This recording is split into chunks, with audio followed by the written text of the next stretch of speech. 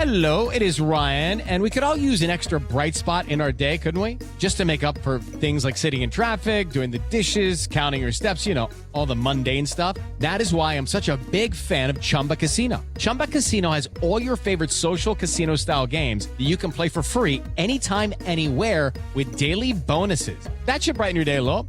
Actually, a lot. So sign up now at ChumbaCasino.com. That's ChumbaCasino.com. No purchase necessary. VGW Group. Void where prohibited by law. See terms and conditions. 18+. Hello listeners, I'm your speaker Casey, and this is part 2 of the Michael Balaban CEDU interview. I won't mess around with too much of an introduction, but as I mentioned in the previous episode, this interview does come with a trigger warning of child abuse and suicide.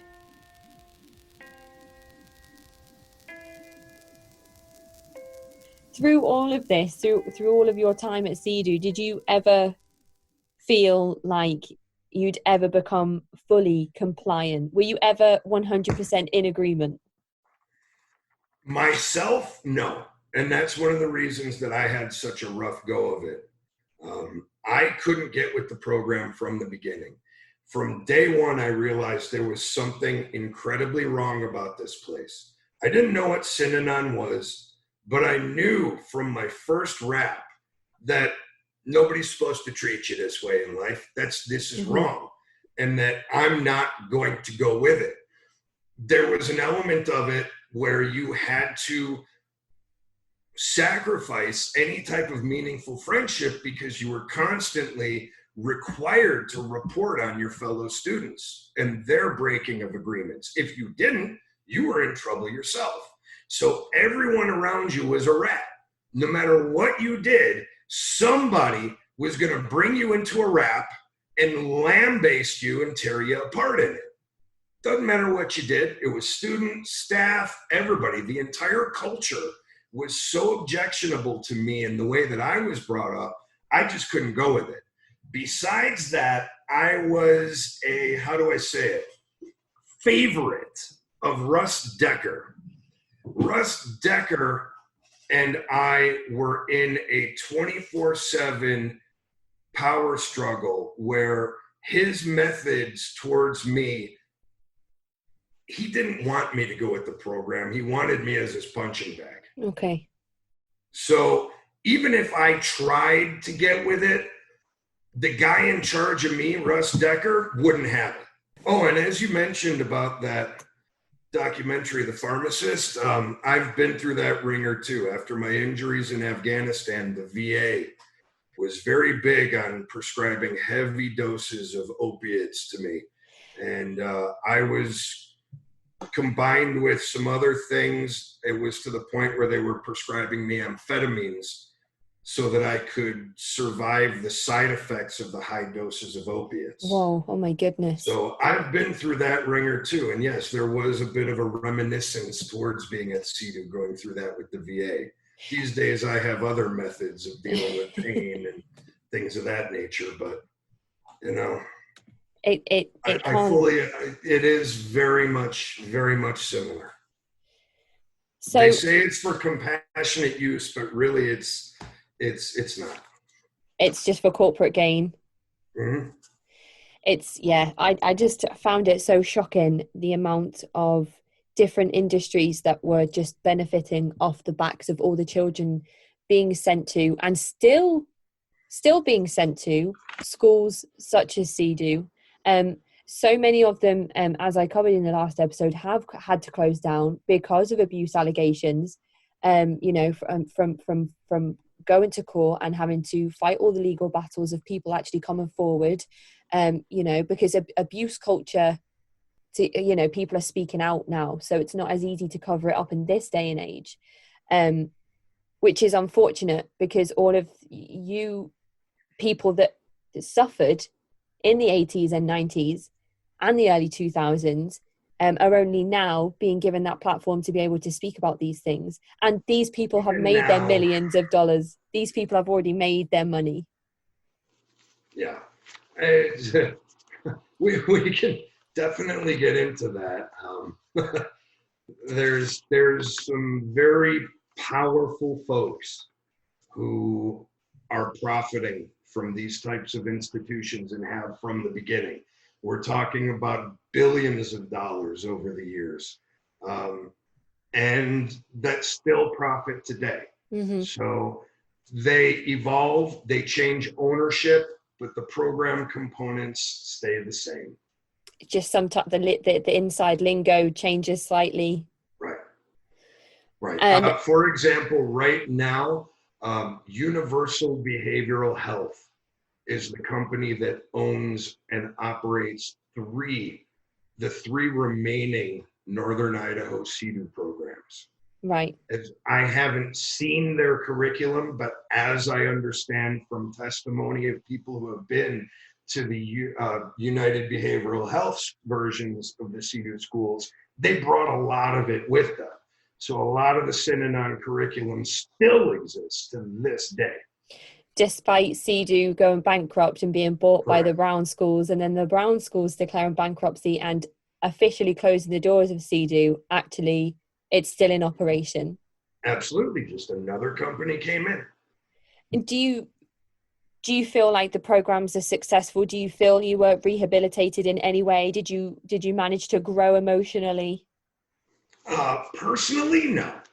Personally, I didn't have the chance. I was only there for a year. I didn't finish out the whole 2.5 years. I never got out of Discovery in my entire year there. You just you were put back in Kept peer getting group. put back a peer group, put back a peer Right. group. And by the end of it, I would have stayed for about 4 years, even if I had decided I was going to get an agreement. I would have been 19 or 20 by the time I graduated. Decker just didn't want to see you go. No, not at all. I was too useful as a punching bag. I wonder what he'd say if he spoke to you today. I wonder if he's still alive. He works in the global security department for Walt Disney Corporation. Oh wow! So According to his LinkedIn. Still Yep. surrounding himself with children, just a Absolutely. little bit from the outside, from the periphery. Now he works for House of Mouse. So, other than CEDU and Descent, were there any other programs, emotional growth programs that you attended or were part of? Well, after my year at CEDU, I was pulled. I was one of the very lucky ones. Okay. Ordinarily, resistance like I had would put me into Provo Canyon or Northwest Academy at the time. But my parents had financial issues. They had set a 1 year, the same as the judge. And after 1 year to the day, my parents decided A, it was too expensive. B, the judge's required time was over. And C, I was making zero progress. Mm-hmm. The school even admitted that. CEDU admitted that. So they took me out and put me into a more reform crossed with prep school out in Connecticut called the Woodhull School. Okay. That one had a bit less of a behavioral modification curriculum, a bit more of an academic one. Right. In the end, I would have had to go to high school for an extra year. So at 18, I dropped out, got myself a GED and went to a transitional program in Bend, Oregon. I cannot remember the name of it, unfortunately, for the life of me. Okay. I was there for 2 months. And then my parents got tired of the whole industry and it was over. I turned 18 and went home, started working in the family business for a little while. Okay. Down the road, I had made a contact and somehow I had stayed friends. I don't know if I would say friends, but I had retained contact with the admissions director of CEDU, the excellent Saul Rudman. And Saul Rudman had seen me struggling post CEDU and ended up giving me a job at a school that he ran down in Mexico called Positive Impact. Okay. That one I worked at for about 3 to 4 months. It was very much like CEDU, like being back at it. And due to personal reasons, after about 3-4 months, I left there. I Okay. worked as a consultant for Saul Rudman again with his venture Coronado Academy of Costa Rica, which was more of a transitional living program. Right. But in the later days of CEDU, you started noticing that the programs that were spouting up were opening overseas as opposed to in the United States. Right. Both league growing regulation and to, as they put it, bring kids further out of their element. And it's my understanding that Bill Lane was actually operating worldwide at one point as well. Absolutely. Bill Lane and Associates was the first and the largest of the therapeutic transport companies. So it always goes back to Synanon. It always goes back to Synanon and CEDU and that initial. Yes. Okay. Yes. Due to the dates that it was formed, I mean, there are some early innovators of schools like the Elan School, which you touched on a bit, and Straight Ink, and the list goes on and on and on. There are a few Venn diagrams you can look at online that show the evolution, but CEDU was the original back in 1967 that was literally formed by Synanon members with a pure Synanon format. Mm-hmm. That format changed over time, and over time, more and more schools opened up, inspired by CEDU and Synanon with different variations of the curriculum, but always in some way tying back to attack therapy, attachment therapy, or primal scream therapy, all done by untrained and uncertified ex-member staff. And always with unwilling adolescents as participants. The big, like I say, the big difference between a CEDU resident and a Synanon member was the fact that we were sent there. Our parents were conned, the same as we were. Mm-hmm. Our parents knew what Synanon was, but they had no idea that it was affiliated with CEDU. When the tie came out and I talked to my folks and I said, "Did you know?" They said, "You're kidding me."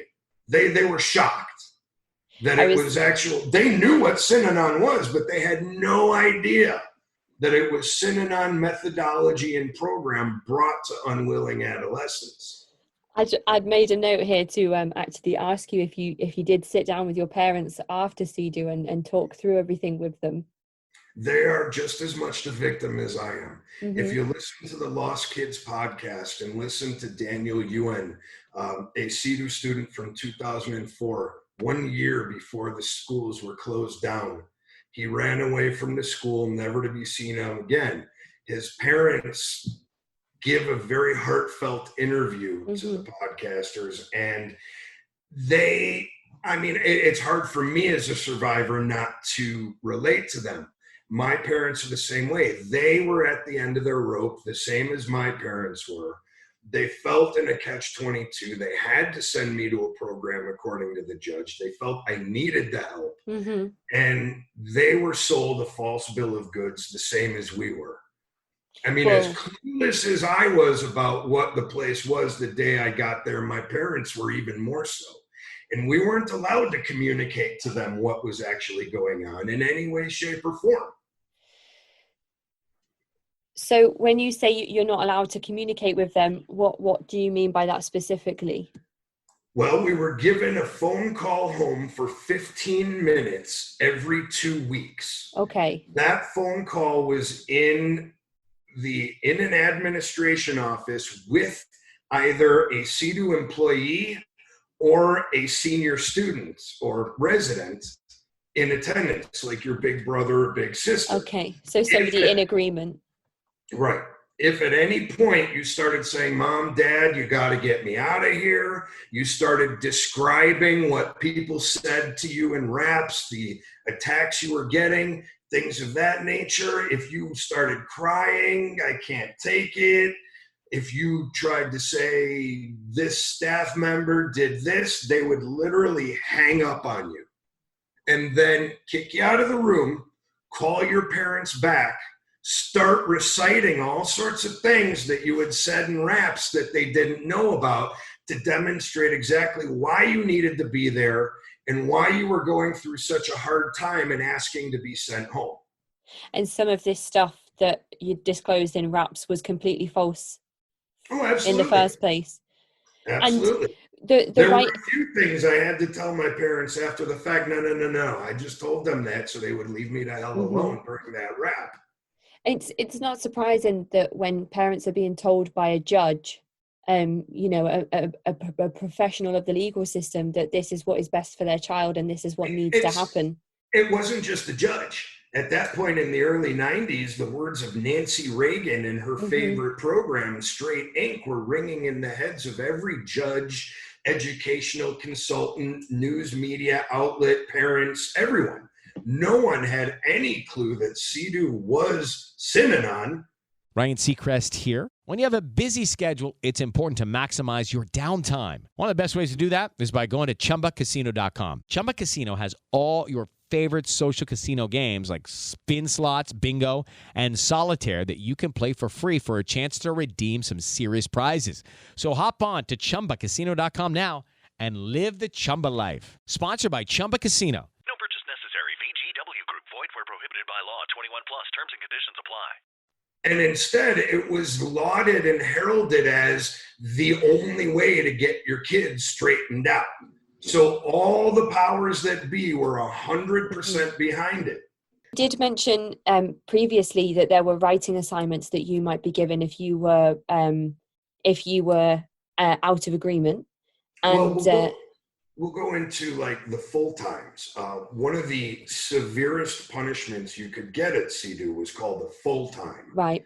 In their vernacular, it basically meant full time punishment. Right. You woke up in the morning, you were on bans, meaning you could not speak to or acknowledge the existence of anyone in the school except a specific staff member and one specific student. Okay. You would do your morning routine, your morning chores, come down to breakfast where you would sit alone at a table in the dining room and do writing assignments in a journal. They would hand you a notebook, like a scholastic notebook. Okay. And at the top of each page, they would add another question. Like one page would be, why do I feel the need to lie to my parents? The next page is, why do I treat my parents the way I do? The next page was, how do I feel my parents, how do I think my parents feel when I do this? Okay. The next page was, how does it influence other students or when I do this? And they would give you 20 pages and you would have to write the entire page as an answer, single space, no redundancies, this, that. If you did, you'd do it over. They would have no end to the questions they would give you. They would last the entire time you were on the full time.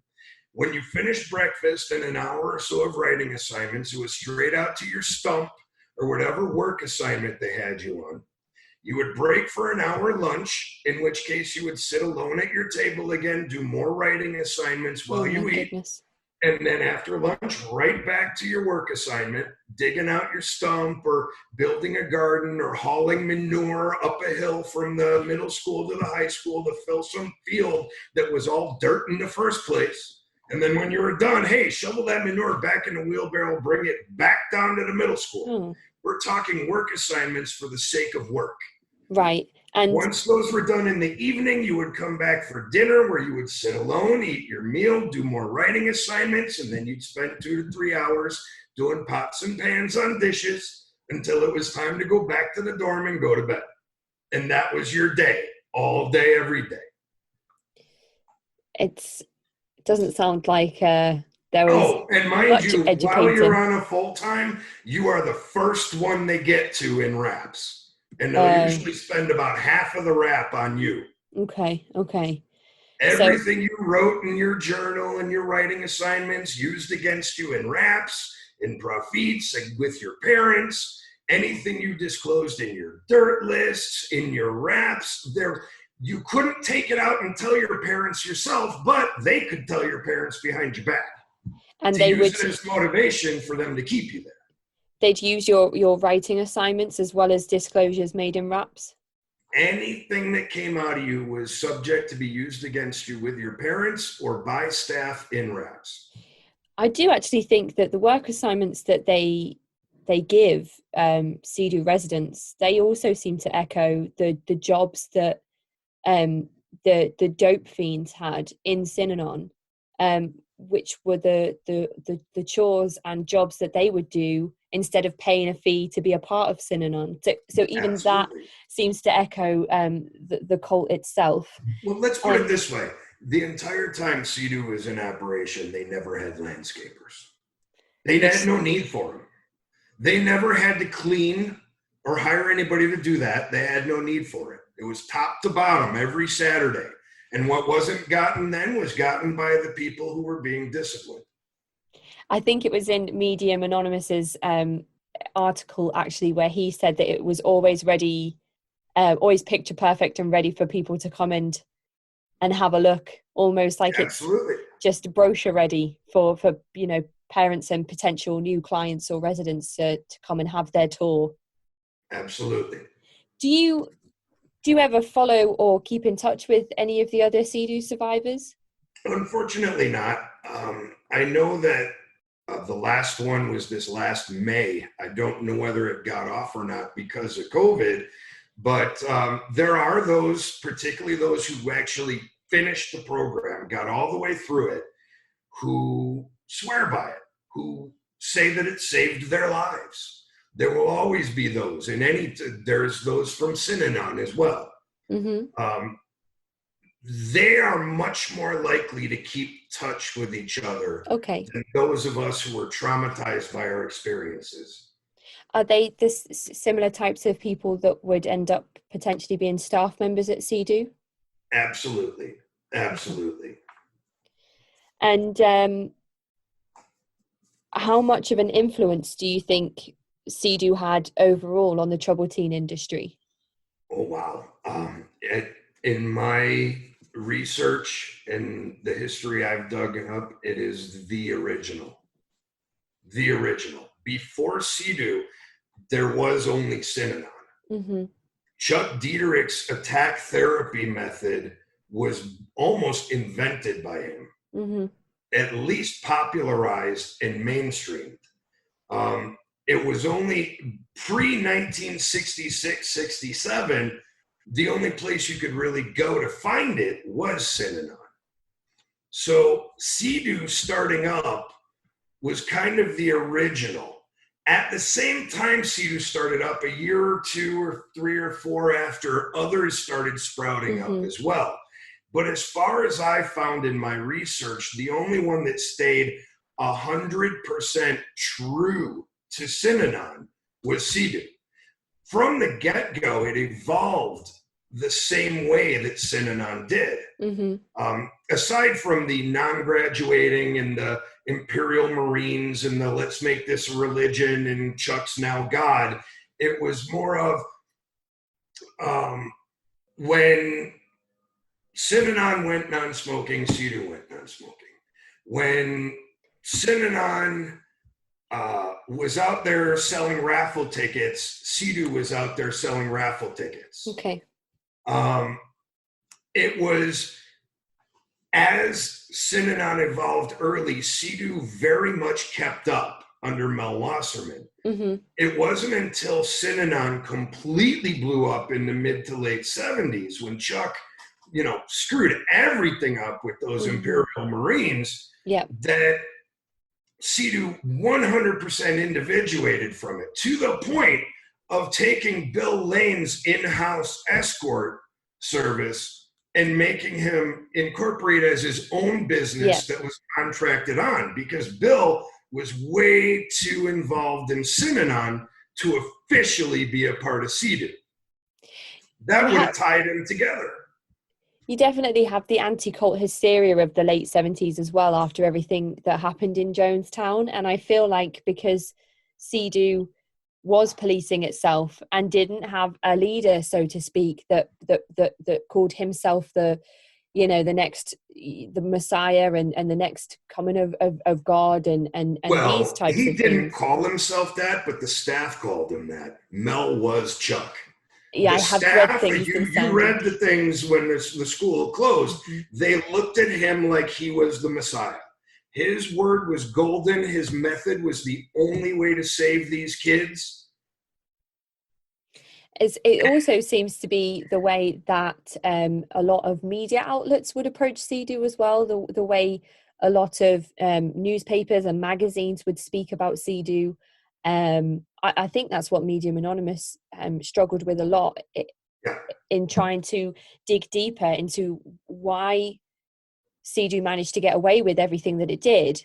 And that's because it was always seen in such a positive light. It was always praised for the work that it was doing with troubled teens. And then, you know, you had things like Friends of CEDU, which started up, which, you know, was a service to help parents who couldn't afford to send their kids to CEDU to be able to actually afford to send their kids to CEDU. Yeah. And they would talk about how it saved their family, which is, from what you're saying, just confirmation bias because it didn't work for you.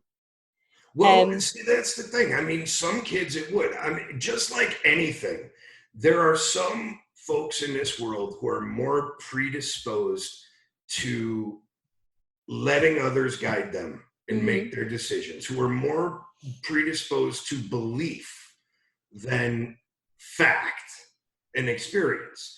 And I think if you are that type, CEDU may have actually worked for you.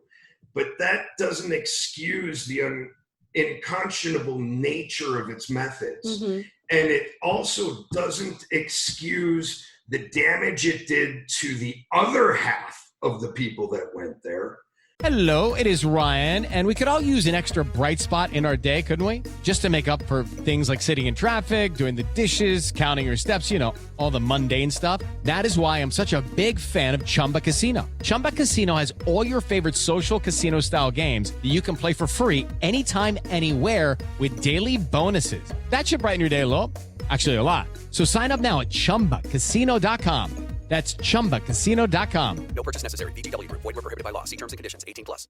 And it doesn't excuse the closed culture that allowed predators to proliferate there.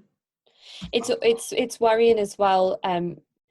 Thinking about how abuse victims, people that are abused when they are younger, often go on to become abusers in later life. So it's almost worrying what other products CEDU may have created or problems that CEDU may cause today. I got restrained quite a few times at CEDU. When I, years later, went down to Mexico to work at Positive Impact and had to perform my own first restraint on a student, that's pretty much why I only lasted a couple of months down there. That's not surprising at all. It's like PTSD. I personally, I'm familiar with that. I have been diagnosed with it, a complex PTSD form that takes into account the predispositions to the reactions I had to Afghanistan. Okay. Inspired by CEDU. Right. You got to understand, CEDU did great things for me in the military, and it did horrible things for me in the military. I was actually going to ask if you were able to fall in line almost as part of the military. Well, boot camp was nothing. I had been through it before when I was 16. Drill sergeants had nothing on First Lieutenant Sean O'Connor, who was in charge of PT at Ascent, the gentleman with the staff I mentioned. Wow, okay, earlier. yeah. His PT when I was 16, 17 years old was nothing compared to the Rangers in my battalion in the Army in basic. So, I thrived there. But then when I got to my unit, confrontation especially, the chain of command was, it was kind of like that 13-year-old kid who just came from the middle school to the high school is now 2 peer groups ahead of you while you're 17 years old and now gets to scream at you incessantly without you being able to do a darn thing about it. That translated into the military. I'd get a horrible senior NCO yelling at me, Sergeant Balaban, you got to do this. And I would just the way that they came at me created conflict for me. Right. Okay. Yeah. As almost an unconscious reaction Yep. planted by CEDU. The PTSD I experience to this day is a combination of affectation of my traumatic brain injury, the experiences in Afghanistan, and CEDU all put together. When I talk to a therapist these days, there's no distinguishing Right. present behaviors and their causes and saying this happened because of CEDU and this happened because of Afghanistan. Right. Because the experiences were so similar that the reactions and the behaviors I exhibit now can't be attributed to one or the other. Do you think that people who have also experienced CEDU similarly to you will have those same feelings in their own walks of life? Absolutely. Similar reactions will cause similar behaviors in the future. I'm not a psychologist, so I'm sure there's one out there who's much more qualified to testify to that. But for me, what I've carried on with me after CEDU is, like I said, inability to deal with conflict. All right, so let me just pick up then where we were when we just disconnected then. Are you familiar with the CEDU documentary by Liam Sheff? Yes. It's the only CEDU documentary I'm aware of that actually exists. Mm-hmm. As of now, yes. And it explores different people's journeys at CEDU and goes into the types of things that residents were subjected to. I've seen it many times. I'm heartbroken by Liam's suicide. I think he had done a great deal of work. I think he had a great deal more work to do. His loss was a huge blow to all of us survivors that are trying to get the story out. And I think he did a wonderful job with it. It's very heavily viewed, and everything I've seen of it, and I've seen each segment many times, is very much on point. So I think it's definitely still available online. So I will post a link in the show notes for anybody that would be interested in watching that documentary. Liam did unfortunately take his own life, but from what I read in Medium Anonymous's article, it was as a result of chronic pain after some extensive dental work. yes. But we'll never know if some of that, if some of the reasoning behind his decision had any link to CEDU. But I'm sure Demons are always there whispering in our ears. That's just human nature. And unfortunately, whatever the cause, it's a great blow, a great loss to us all. It seems that Liam's one of the only major sources I could find trying to blow the whistle on CEDU and blow everything open. Of course, there's yourself with the screenplay you've written.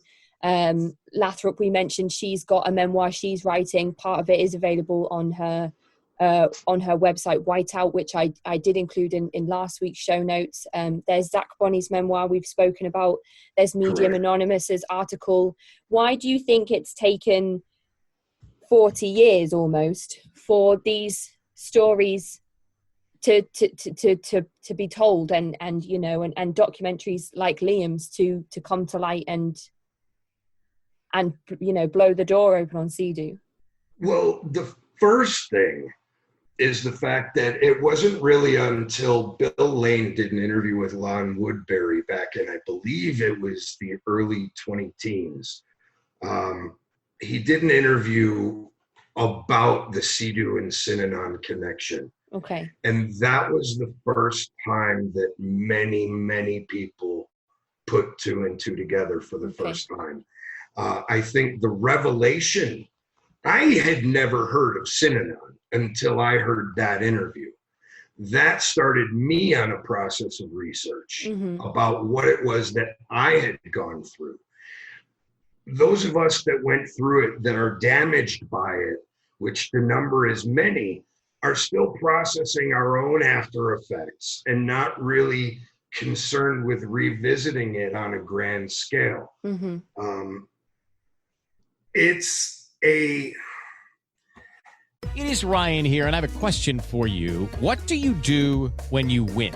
Like, are you a fist pumper, a woohooer, a hand clapper, a high fiver? I kind of like the high five, but if you want to hone in on those winning moves, check out Chumba Casino. At ChumbaCasino.com, choose from hundreds of social casino-style games for your chance to redeem serious cash prizes. There are new game releases weekly, plus free daily bonuses. So don't wait. Start having the most fun ever at ChumbaCasino.com. No purchase necessary. VGW Group. Void where prohibited by law. See terms and conditions. 18+. that, as well as the powers that are behind it, the sheer amount of money that was put into the system, the powerful people behind it all.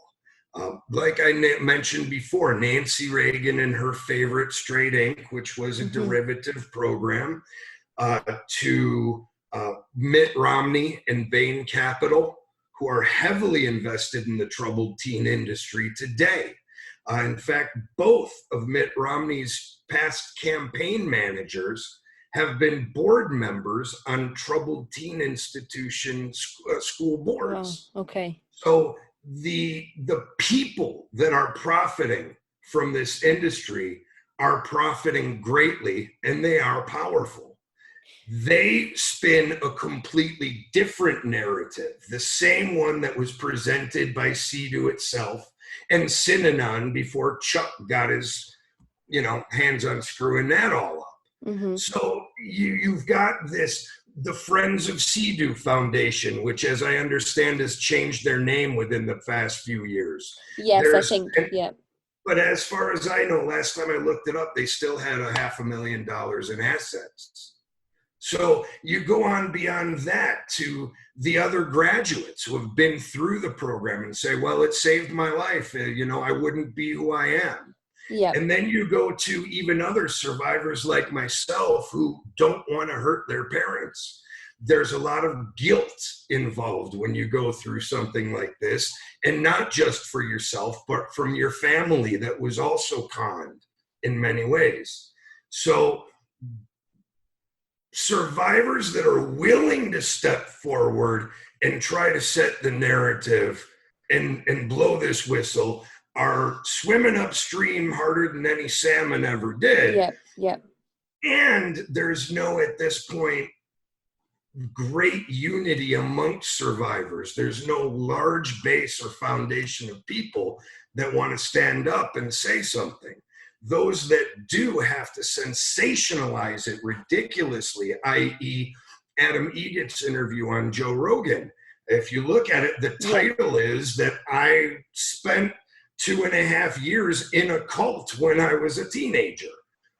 We're not cultists. We are unwilling adolescents and children that were sent to an institution designed by and started by cult members using Synanon's cult methods applied to non-willing participants. There was no,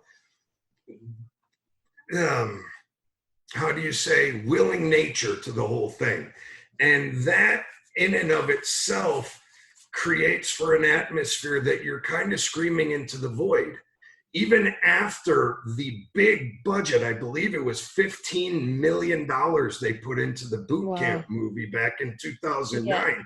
It only made 1.1 million at the box office. And nobody, even though it opened with a disclaimer about how these unmonitored and unregulated troubled teen institutions and boot camps are still proliferated throughout the country and the world, nobody cared. They were entertained and they said, oh, okay, cool. But now that Synanon connection has been made within the last 5 to 10 years, we can really see the origins of CEDU the CEDU schools and programs and the troubled teen industry as a whole for what it actually was. Yeah. And that is allowing us to have a foundation to say, this is how Synanon became applied to unwilling kids. Instead of trying to come out there and describe our daily lives and our experiences, we can point to something that people are familiar with. So Yeah. I fully expect that the database of information and exposure about not only CEDU, the CEDU programs, and the troubled teen industry as a whole to grow, but I wholly expect and hope that it grows by leaps and bounds, and that certain things like this podcast in itself can open people's eyes and get that curiosity for those materials to the forefront. The more people that see what's already out there, the more people will ask questions about how it was allowed to go on for so long and why it still is. And then we can affect more change. Yep. Especially as we've mentioned, it is something that still exists today, and children are still being sent to these places. So even if, a handful of parents happen to listen to these types of conversations and maybe second guess a judge's decision or a psychiatrist's advice to send their children to these types of places, we can only hope that these platforms can offer that insight to people who otherwise wouldn't know. I mean, like Medium Anonymous said, the allegations of abuse were going all the way back to the 60s. It's now 2020, and still people are saying CEDU, Synanon, how are they linked? Or what is CEDU? Or what is the troubled teen industry? And what do you mean kids are being abused every day? Well, I'm hoping that, again, podcasts like yours and other outlets will be able to put out there how we were unwilling victims of Synanon. Absolutely. Generations, thousands of kids, billions of dollars. But the primary point that I hope is taken away is, this was cult methods being applied to unwilling children, and there's no shame in it. Our parents and us were all conned by Synanon devotees. The entire system, judges, politicians, everyone was conned by Synanon devotees. And there is no shame towards yourself or your family for speaking out after being conned by these folks about how much it's affected your life. And you know what? If it saved your life, then good on you. I'm not going to try to take that away from you. But at the same time, I'm not going to excuse it or allow anyone else to excuse it based upon that confirmation bias.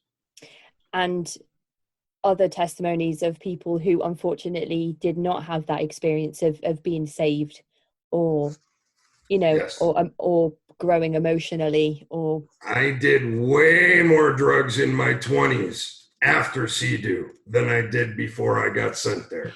Which is another thing I mentioned, because at the end of Synanon, after everything that Chuck did, after everything he preached and the years of abuse that he inflicted on other people, he was found in a drunken stupor, and the whole story started with him being a drunk in AA. So if that doesn't tell us anything about Synanon and CEDU, then I don't think anything. And I'll add the same thing about CEDU. When you look up staff and ex-staff, if you can find them online, I won't name who. Well, you know what? I will. Look up Rudy Bentz.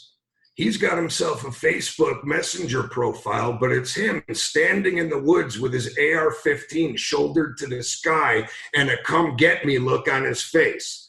Innocent people don't post pictures like that. That in itself is another confession of, we know we abused kids. Yeah. So it goes on. Now that we've covered all of those sections, and I think you've spoken, very, very honestly and very passionately about the change that we can hope comes from, these conversations.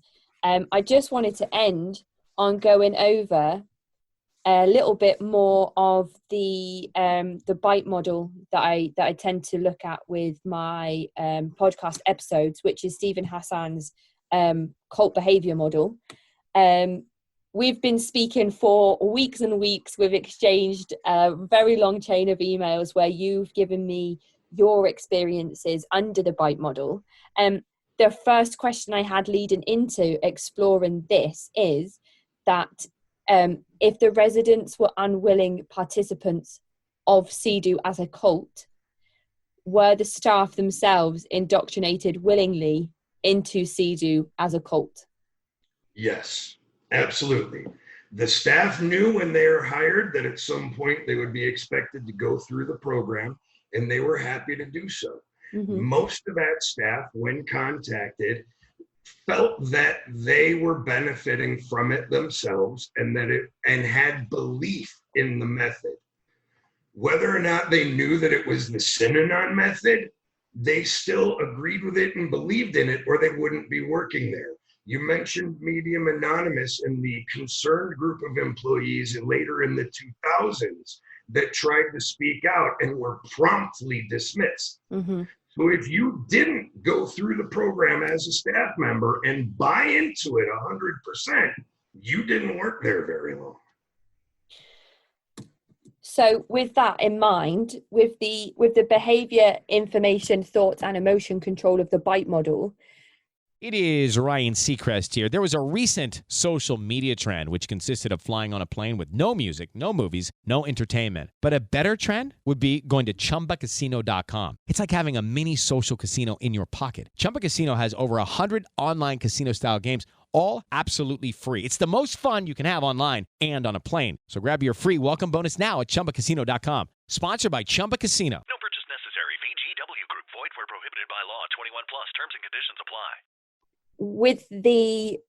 There was clothing regulation, there was forced diets, there was withheld meals.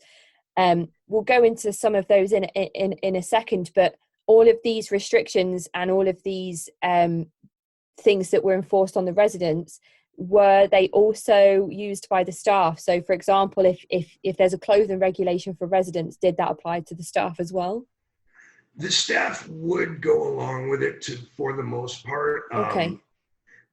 Whether or not it's because they believed in it, I don't believe that the school was trying to prevent them from having an image of themselves. Mm-hmm. I think it was more of they had to display the uniform while they were there. In their private lives, I'm sure they wore whatever the heck they wanted. Mm-hmm. But yeah, that clothing, nothing with logos, nothing with too bright of colors, nothing black, because that's more of a noir image that kids would have in the 90s. It wasn't quite goth years yet, but the same thing applied. So it all had to be pastel colors, jeans, no athletic logos, pop culture references of any kind. Very plain. Plaids were okay as long as they weren't too bright or included too many blacks. Things of that nature. It was all wilderness and sterile clothing.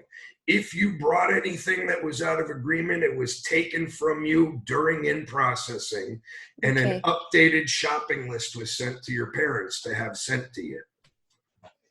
And what would happen to the items that were confiscated? Did you ever get those back? No. So what they were either mailed home to your parents or Okay. taken with them when they left campus or something like that. So if you ever, because I know a lot of people have their bags searched immediately when you arrive on your dorm. So if you were to have brought with you, some items of value, they usually would make their way back to your parents. Absolutely. Okay. And you mentioned that meals were portioned, and those that were considered overweight were put on diets? Yes, there were certain things, like if you started gaining weight, they would start by saying, okay, you can't have any milk with your meals, you got to stick to water, or they'd say don't take as much food. And then it was more of, instead of restricting your food intake directly, if you started gaining, you would be put into a rap about your lack of self-control, and you would be torn apart about it until you wanted to diet.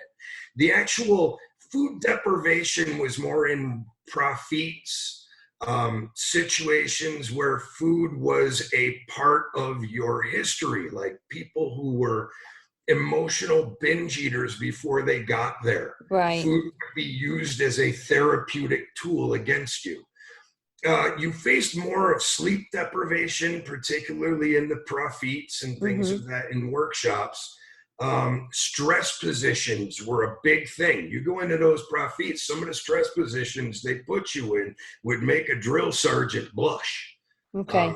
There were other psychological abuses that I think were even worse, where a kid might not be food deprived, but they will be made to not be hungry for days or weeks on end. Right. Wow. Okay. Where they would be hurt so much emotionally by filling their plate in the DFAC that of course they're going to go food starved. So if you say, for example, I've been at CEDU, staff have noticed that I'm gaining a little bit of weight, and they suggest to me not to have, something extra with my dinner. Is it then psychological that you you're going to be attacked for that in RAPS, so you stop yourself from carrying out those actions? Like, do you preempt the fact that you're going to be attacked? Absolutely. Anything to avoid it. So if staff give you a suggestion, you're straight away. If you don't take it, you're gonna hear about it. Okay. And the magazines, TV, internet. We were pretty much football on Sundays. And then Sunday nights, they had a movie night with a pre-selected movie, always something rated G, PG at the most, but it had to be inspirational, very much like the music, very sterile, very emotional, very like, inspirational movies. Nothing with gratuitous violence, nothing with any sex, nothing with anything really interesting, so to speak. But if you were on consequences of any type or out of agreement, you missed out on it. You were in dishes for the whole time. Or you were all day on work assignments on Sunday instead of watching TV. As far as news, I remember they pulled out the TV once. Not even when Kurt Cobain died did we watch the news. But when the Northridge earthquake happened, I remember they pulled out the TV, called off everything, including RAPS for that day, and we all watched TV because a lot of the kids were from Southern California. Right, okay. Other than that, complete information control. No newspapers, no magazines, no television, there was no internet really at the time. 93, 94, it was all online chatting, and they didn't have computers at the school. Okay. At least not that I ever used. I read that there was a very small selection of pre-approved books that you could read. Yes, and of course, pre-approved. Everybody had a copy of The Prophet. You could read that at any time. Otherwise, the library was very small, and it was, again, very much like the movies or the music. It was all along the theme of what they were trying to impart. Anything that deviated from that or gave you any ideas outside of the CEDU program, they weren't having it. And you were encouraged to keep an eye on each other, and obviously in RAPS you could be pulled up by another resident for something that you did or didn't do at any point. So it was encouraged for you to snitch on each other as residents. There were two major methods that they did this. That was through use of what were called dirt lists and RAP requests. Dirt lists were things that you needed to keep. Anytime you broke an agreement, you needed to write it down and put it out there in the next RAP. If you didn't, God forbid somebody saw it, because they would have to write it down and then fill out what's called a RAP request to confront you on it in an attack therapy RAP session. Otherwise, they were in more severe trouble than you were in for doing it in the first Right. place. So If two people saw you break an agreement, God help you. Because now you had rap requests up the wazoo, and 2, 3, 4, 5, however many people witnessed you break this agreement had to all put in that rap request, and they would all attack you in the rap session. it's a really difficult one, that, because if they don't do it, then themselves they are going to be the Right. subject of the attack. How did So if 5 people saw you do something out of agreement and only 4 of them filled out a rap request, those 4 people would attack you on it in the rap, but then the staff would ask, was there anybody else there that saw this?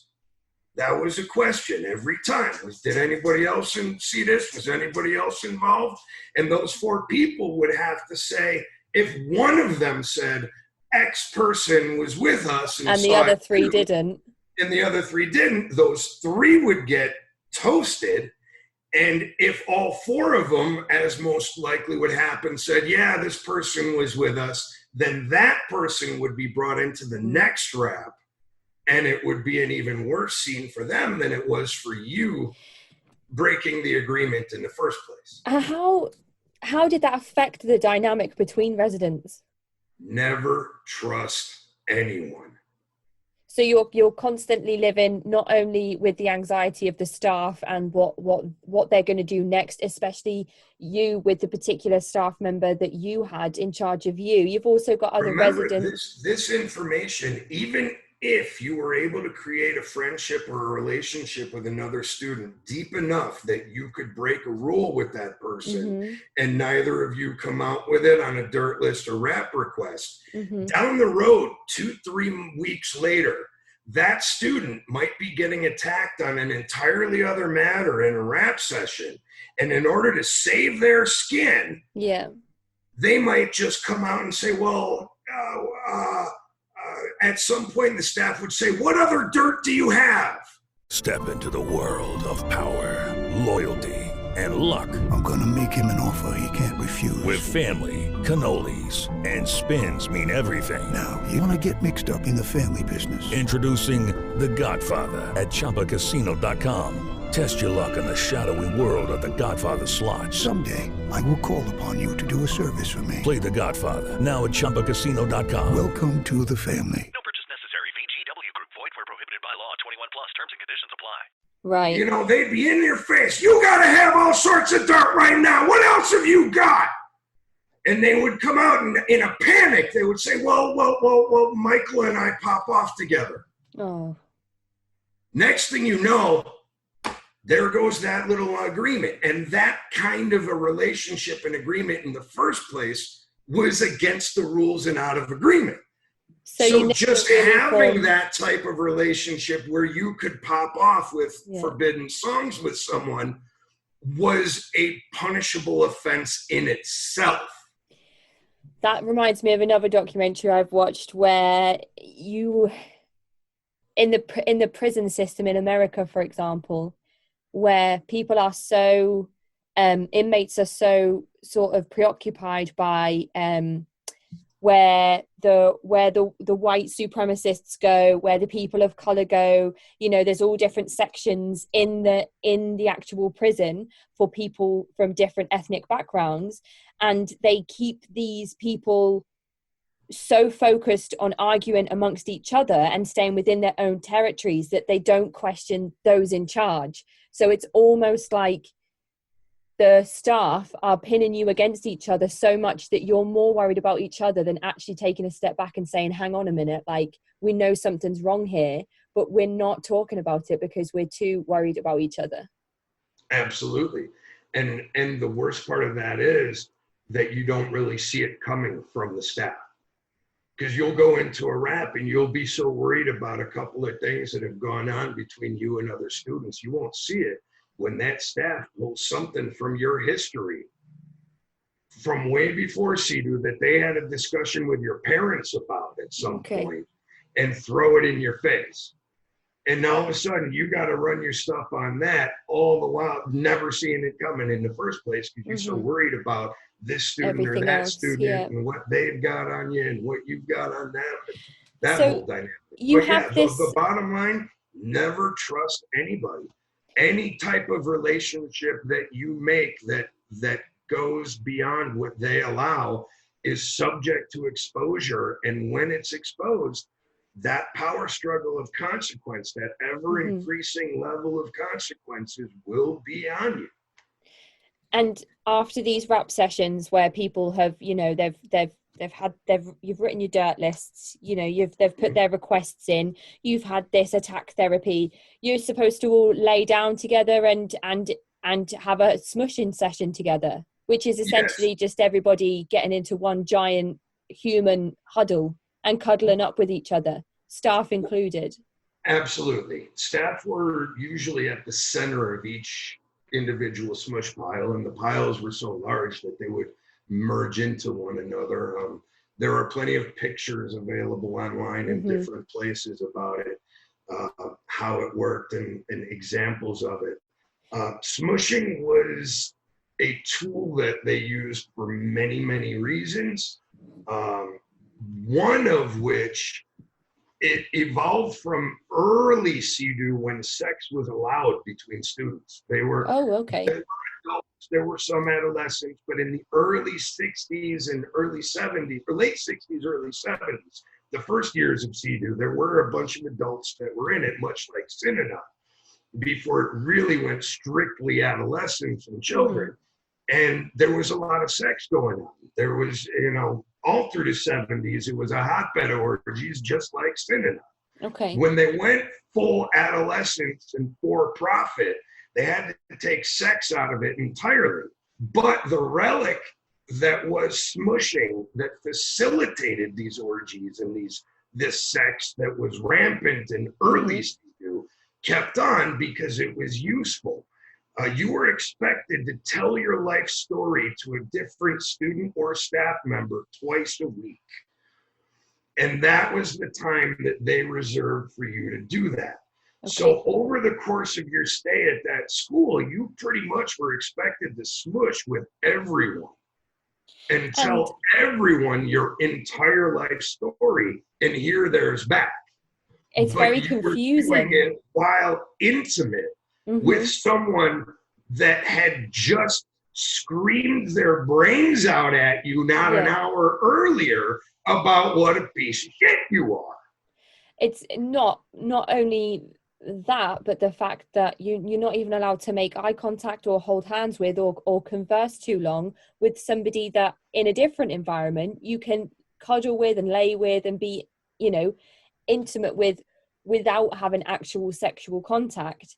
Right. And for teenagers with hormones running rampant and then being told that actually, you know, sex isn't allowed, you can listen to staff talk about all the sex that they've had in their disclosures. Right. How do you process this as a teenager? With a whole lot of angst and confusion. It made you question your sexuality for some kids.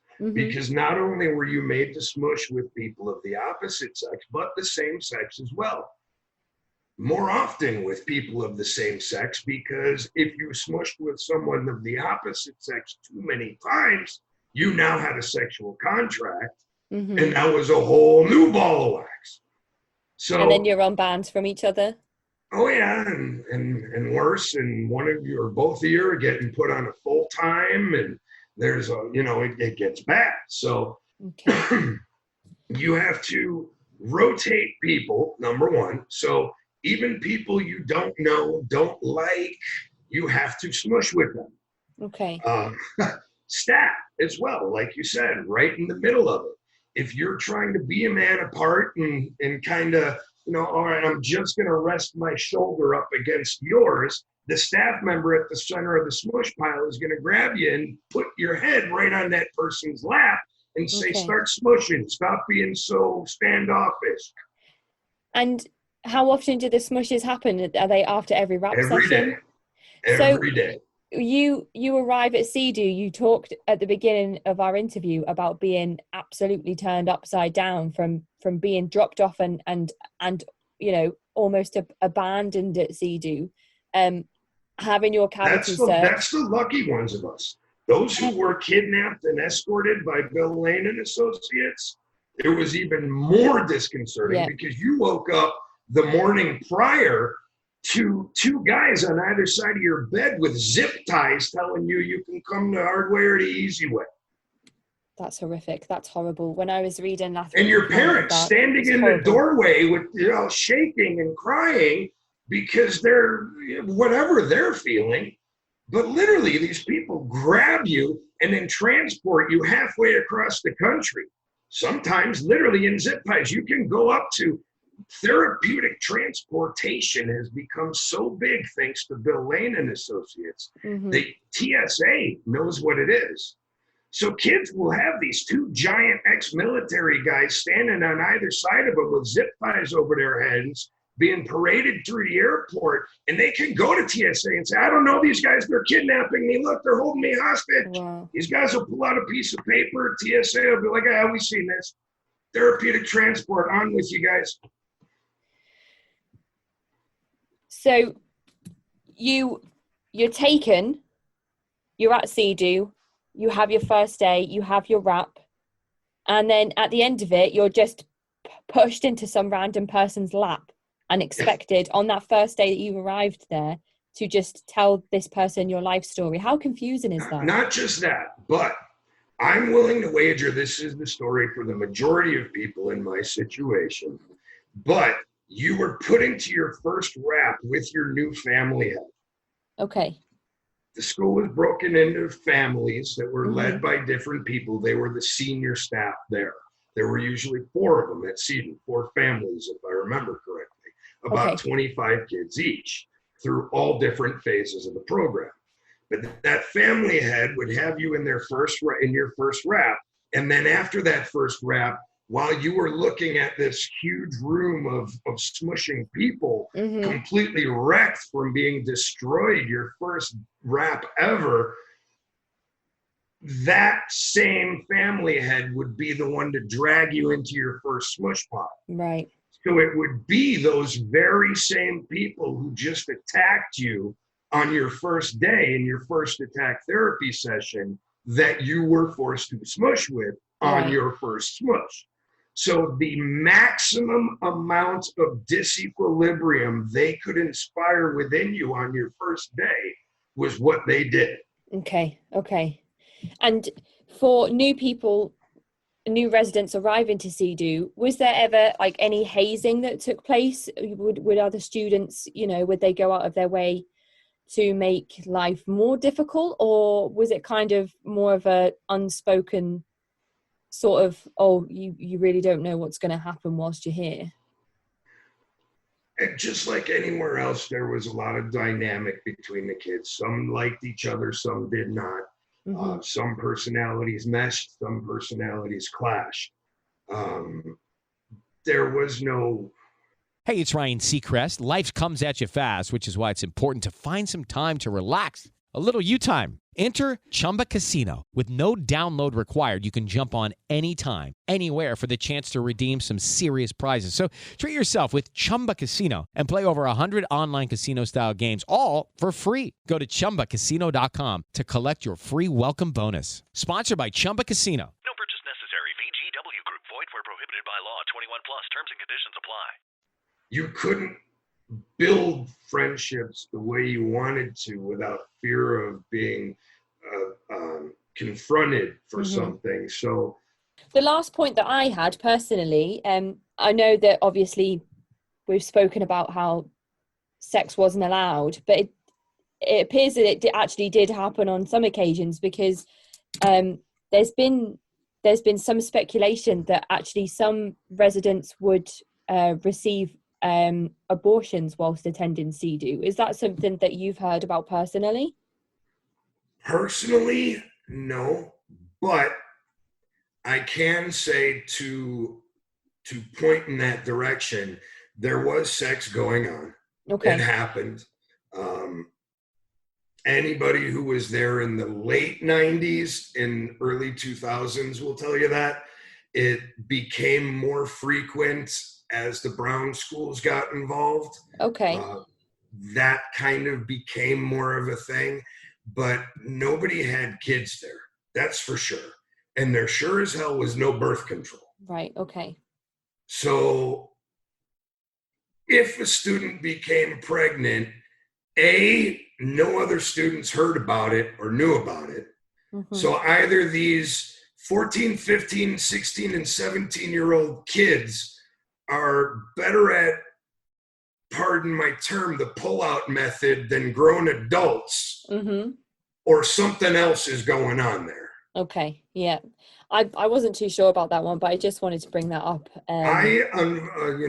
Fortunately or unfortunately, I couldn't say, never really had a sexual encounter while I was there, Okay. let alone had to deal with the repercussions of it. And as a male, I wouldn't have been involved with that. I wouldn't Okay. have even known if the female student I was with had gotten pregnant. Okay. So that would be something that the female students alone could really give testimony Right. to. Okay. Well, the more people talk, who knows, what else will come out from these types of conversations. I don't know if you had anything to add. No, you are I a wanted to make wonderfully thorough podcaster. I do appreciate the opportunity to speak to you and to your audience on this matter. And I really do hope that it inspires a whole lot of curiosity and future revelation about the matter. That's what's needed to stop it from its continued existence, and to, the adage is true. Those who don't learn from the past are doomed to repeat it. And more kids are suffering every day because of this, at literally the hands of Synanon and Synanon-derived programs all over the country and world. Absolutely. I mean, you're completely right. And I'm so appreciative for your, candid experience, and your sharing your knowledge with everybody, and just letting the listeners of this small podcast understand a little bit more about the goings on at CEDU. And hopefully there will be more dialogue that starts from this. You've got your screenplay that you're working on, which I've personally read, and it's fantastic. Thank you. No, it's true. There's other memoirs I've read that are very enlightening. I just hope that, as you've said, hopefully we can just keep going and talking more about it and getting more information out there, especially just to, if anything, stop it from happening still today. Absolutely. Thank you very much for touching on the subject. No, thank you, Michael. Thank you. It's been so lovely to sit down and speak to you after talking for so many weeks. It's been great to finally be able to sit down and just, and have this electronic face-to-face meeting finally. So thank you very much. I really appreciate it. Thank you, Casey. Michael's heartfelt and candid interview definitely helped to shed some light on the years of child abuse that thousands have endured and still experience today. I had an email just yesterday from a troubled teen industry survivor who was asked to remain anonymous. I'd like to read their email to give some perspective on an eerily similar experience had by this survivor just 5 years ago. The email read, "I went to a boarding school in rural New Hampshire 5 years ago. I left my second year.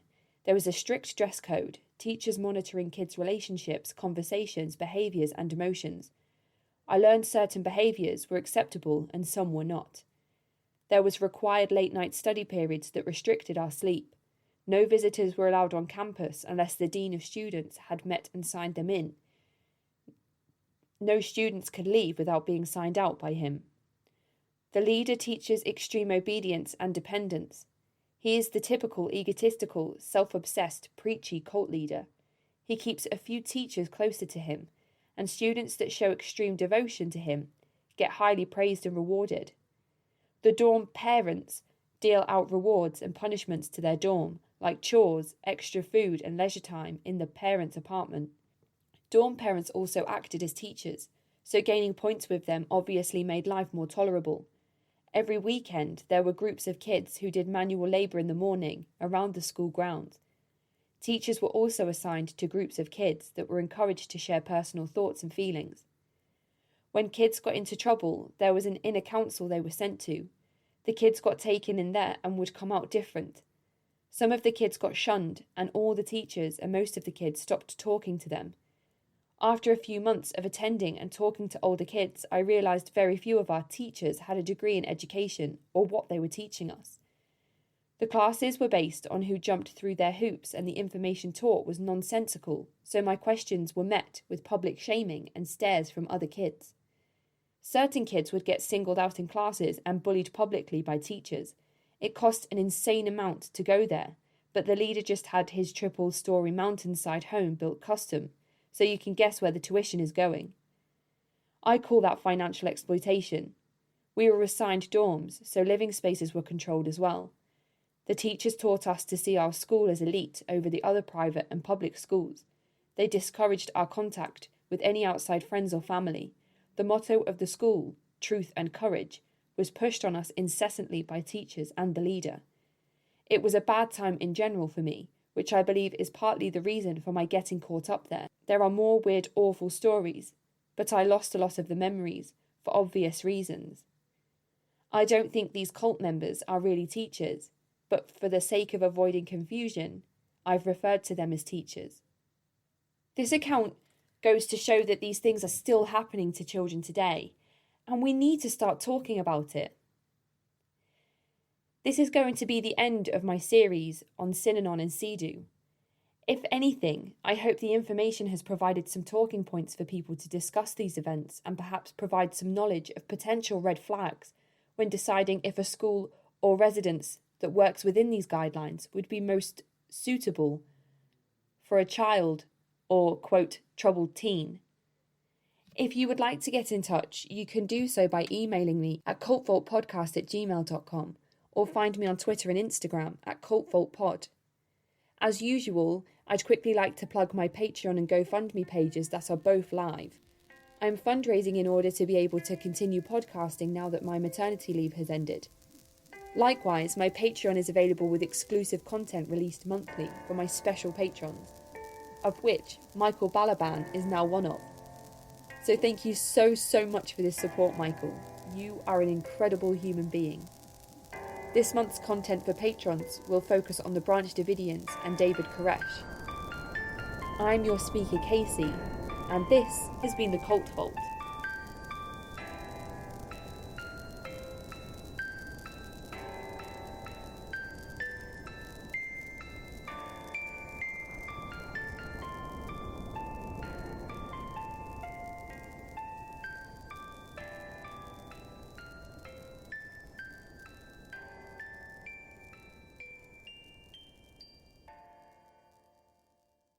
Hello, it is Ryan, and I was on a flight the other day playing one of my favorite social spin slot games on ChumbaCasino.com. I looked over at the person sitting next to me, and you know what they were doing? They were also playing Chumba Casino. Coincidence? I think not. Everybody's loving having fun with it. Chumba Casino is home to hundreds of casino-style games that you can play for free anytime, anywhere, even at 30,000 feet. So sign up now at ChumbaCasino.com to claim your free welcome bonus. That's ChumbaCasino.com and live the Chumba life. No purchase necessary. VGW Group. Void where prohibited by law. See terms and conditions. 18+.